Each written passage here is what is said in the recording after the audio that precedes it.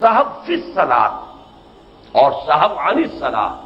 ان دونوں میں زمین و آسمان کا فرق ہے۔ نماز میں صحب تو ہم سے بھی ہو جاتا، کہیں 2 رکعت کے بعد جو ہے آپ قعدے کے لیے نہیں بیٹھے اور کھڑے ہو گئے، ہو گیا صحب، حالانکہ بیٹھنا چاہیے تھا تحیات کے لیے۔ اور اس قسم کا صحب خود حضور صلی اللہ علیہ وسلم کو بھی لاحق ہوا ہے۔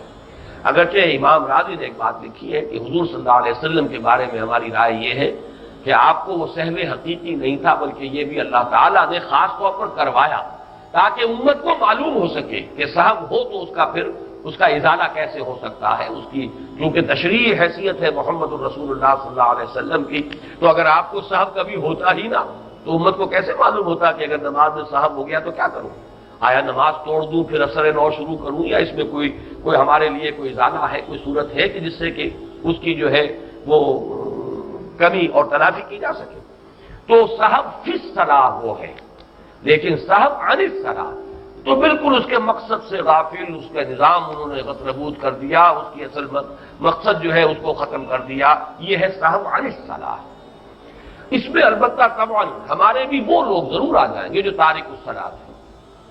جنہیں ہوش ہی نہیں نماز کسے کہتے ہیں، جنہیں پتہ ہی نہیں چلتا عصر کا وقت کب آتا ہے کب گیا، مغرب کا وقت کب ہوا کب ختم ہوا، فجر کا وقت کب ہوا، دن کا پورا جو نظام الاوقات ہے اس میں نماز کا کوئی مقام سرے سے ہے ہی نہیں، تو وہ تو عن الصلاۃ وہ غافل ہے، وہ تو الذین هم عن صلاتهم غافلون میں وہ لوگ لازماً آ جائیں گے۔ لیکن صحب فی الصلاۃ، نماز آپ پڑھ رہے ہیں لیکن وہاں کہیں بھول ہو گئی، وہ بالکل مختلف شے ہوگی۔ لیکن غافل ہو جانا، مطلقاً تارک ہو جانا، یا پڑھنا تو گندے دار پڑھنا، اس کی کوئی التزام نہ کرنا، اس کی پابندی نہ کرنا، یا وقت گزار کر پڑھنا، بالکل آخری وقت میں ایسے ایک حدیث میں الفاظ آئے ہیں کہ وہ شخص وہ جو آخری وقت تک انتظار کرتا ہے، یعنی عصر کی نماز پڑھنے میں، یہاں تک کہ جب سورج غروب ہونے لگتا ہے اور شیطان کے 2 سینگوں کے مابین آ جاتا ہے تب وہ ٹھونگے مار لیتا ہے، جیسے کہ مرغا جو ہے وہ ٹھونگ مارتا ہے جب وہ کوئی دانہ چگتا ہے، تو ایسے اس کا سجدہ ہوتا ہے، ٹھونگے مار کر اور نماز پڑھ لیتا ہے۔ یہ نماز حقیقت میں نماز نہیں، جیسے کہ ایسے ہی شخص کو ایک حضور نے دیکھا تھا، تو دیکھا اس نے جس طریقے سے سجدہ نہیں صحیح کیا، تعدیل ارکان نہیں تھی، تو آپ نے فرمایا صلی فإنک لم تصلی، جاؤ نماز پڑھو، تم نے نماز نہیں پڑھی۔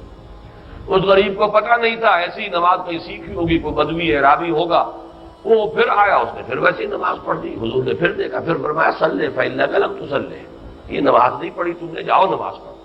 تیسری مرتبہ پھر یہی ہوا، پھر اس نے آخر ہاتھ جوڑ دیے کہ حضور مجھے بتائیں کیسے نماز پڑھوں، تب آپ نے وضاحت کی کہ یہ ہے ہر رکن کو صحیح سے ادا کرو، سکون کے ساتھ، وقار کے ساتھ، سجدے میں جاؤ تو جب تک تمہاری کمر سیدھی نہ ہو جائے یا پرسکون نہ ہو جاؤ، اٹھنا